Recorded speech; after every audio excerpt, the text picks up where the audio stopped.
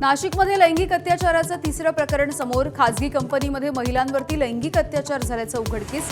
एसआयटीच्या मार्फत या प्रकरणाचा तपास. खरातच्या प्रकरणी स्थापन केलेल्या हेल्पलाईनवरती आणखी 11 महिलांची तक्रार. खरात विरोधात आतापर्यंत 12 गुन्हे दाखल.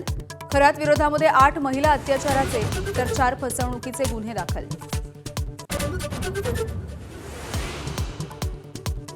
बारामती पोटनिवडणुकीमध्ये सुनेत्रा पवार यांच्या विरोधात तब्बल 52 उमेदवार रिंगणात. भाजप सुनेत्रा पवार यांच्या पाठीशी खंबीरपणे उभा राहील, फडणवीसांची ग्वाही.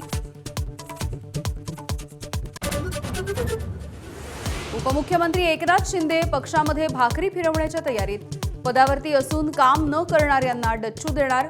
पदाधिकारी, आमदार, खासदार, मंत्र्यांच्या कामाचा आढावाही घेणार. अखेर 40व्या दिवशी इराण अमेरिकेचं युद्ध थांबलं. 2 आठवड्यांसाठी हल्ले नाहीत, ट्रम्पची घोषणा. होर्मुझची सामुद्रधुनी उघडण्यावरती सहमती. अमेरिकेनं 10 अटी मान्य केल्याचा इराणचा दावा. एबीपी माझा, उघडा डोळे बघा नीट.